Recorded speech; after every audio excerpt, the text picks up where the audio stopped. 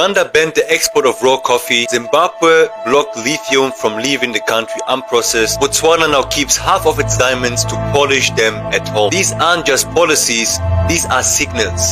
Signals that African countries no longer play by the old rules. For decades, the world took Africa's raw materials and exported the profits. But now more African countries are asking, why are we keep giving away the value instead of building it ourselves in our own countries? My name is Marvin and I moved 2 years ago from Germany to Nairobi in Kenya, and ever since I've been exploring life and business on the continent and also what's shaping really the future of the African continent.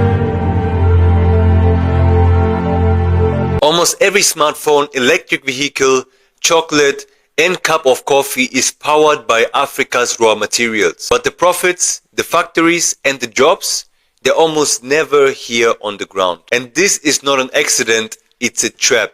And this trap costs the African countries annually 400 billion US dollars. Because we export raw and import refined products. But now across the continent, we see entrepreneurs and leaders fighting back against these old rules. And this is something that could change the future of the entire continent. Let us unpack now how this trap actually works. In global trade, the big money does not come from exporting raw materials. The big money comes from refining these products into finished versions of a higher value product. And every time you process a commodity, either if it's grinding coffee, if it's making textiles out of cotton, if it's refining oil, you add value to the products. For example, 1 ton of iron ore might cost 100 US dollars, but if we start refining it into steel and add value to the product, the same ton could cost 800 US dollars. And if you use it to make construction material or automobile parts, the same ton again might cost 2000 US dollars. And that difference, this gap, is where the actual value and profits are created. And historically, this value add happens mostly outside of the African continent. So when African countries export raw cocoa, coffee beans, crude oil or cotton and import back finished products like chocolate, refined oil and roasted coffee beans, what happens is that African countries then give up all the jobs, all the skills, all the profits and all the power. And this isn't something new because colonial powers were built on this extraction. Railways, ports and other infrastructure, they used to be built with the pure focus on extracting these minerals, either from the mines or from plantations, to transport them all the way to the ports to get shipped out afterwards. But after independence, many African leaders tried to industrialize their countries. They invested in state-owned factories and processing plants, but in the 1980s, Europe built its agricultural dominance on access.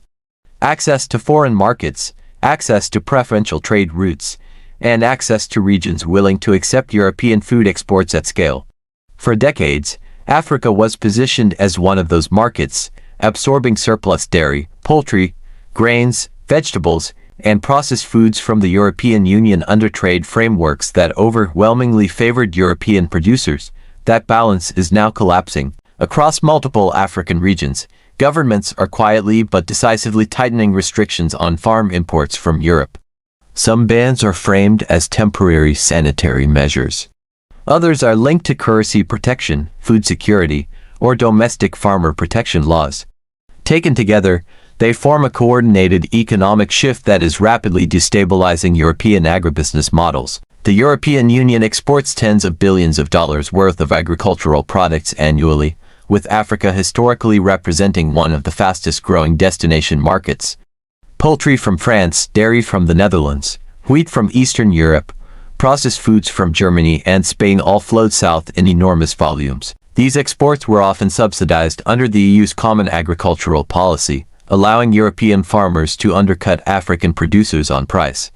That era is ending. African nations are now reversing course. Governments are prioritizing domestic production, local processing, and food sovereignty. Import licenses are being restricted, quotas are being slashed. New quality and labeling standards are being enforced in ways that disproportionately affect European suppliers. In some cases, entire product categories are being suspended outright. For Europe, the shock is immediate. Warehouses are filling with unsold produce. Prices inside the EU are falling sharply as excess supply floods domestic markets. Farmers across France, Poland, Spain, and Belgium are staging protests, blocking highways, dumping produce, and demanding emergency intervention. What was once an external export problem is now an internal political crisis. The economic ripple effects are severe. European agribusiness relies on scale. When a major external market disappears, the entire cost structure breaks. Processing plants operate below capacity. Transport contracts are cancelled. Rural employment drops. Credit exposure increases. Banks that financed export-oriented farms are now reassessing risk. Insurance premiums on agricultural shipments are rising. African governments are not acting randomly. Many are responding to years of pressure from domestic farmers who could not compete with cheap imports. Local poultry producers collapsed under the weight of frozen chicken imports. Dairy cooperatives shut down as powdered milk flooded the market. Grain farmers abandoned production as imported wheat dominated urban consumption. Food dependency increased while rural incomes declined. The bans and restrictions mark a deliberate policy reversal. Countries are channeling public funds into local farming, irrigation, storage, and processing infrastructure. Tariff schedules are being rewritten. Trade ministries are renegotiating long-standing agreements. What Europe sees as protectionism, Africa frames as economic survival.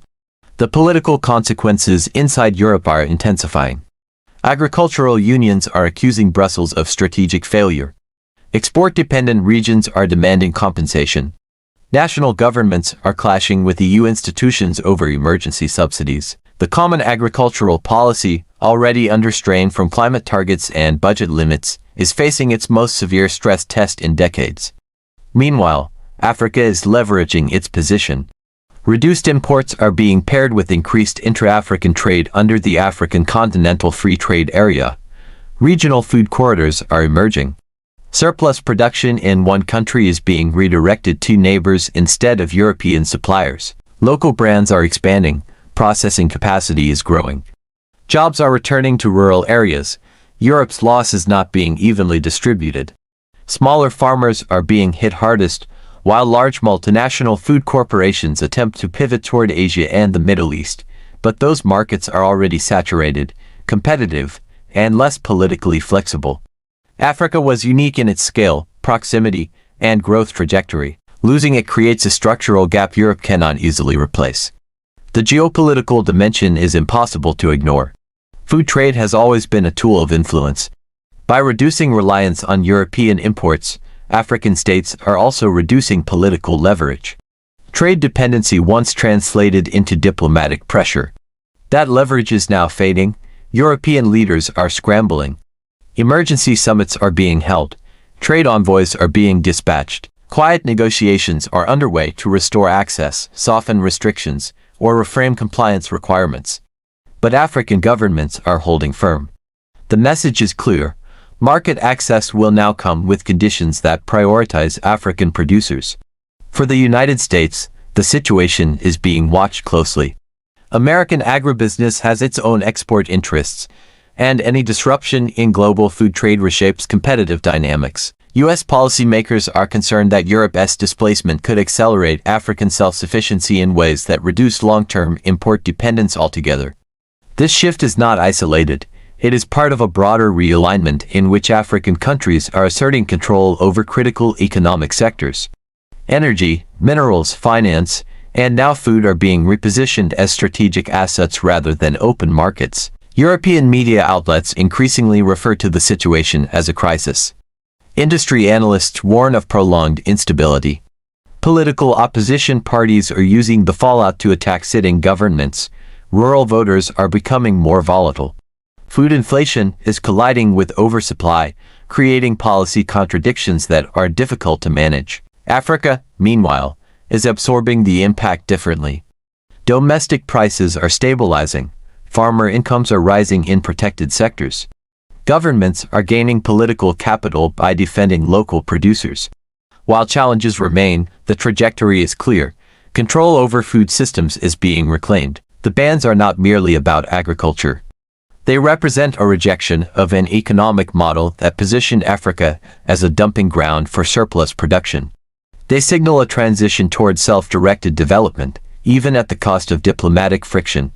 Europe is discovering what happens when a long-assumed market closes its doors. The meltdown is not sudden, it is structural. And as African nations continue to coordinate, the shockwaves are likely to deepen, reshaping global food trade for years to come. You've been watching Echoes of Africa, where every story carries the sound of tomorrow. If this moved you, subscribe now, like, and share so Africa's voice never fades into silence.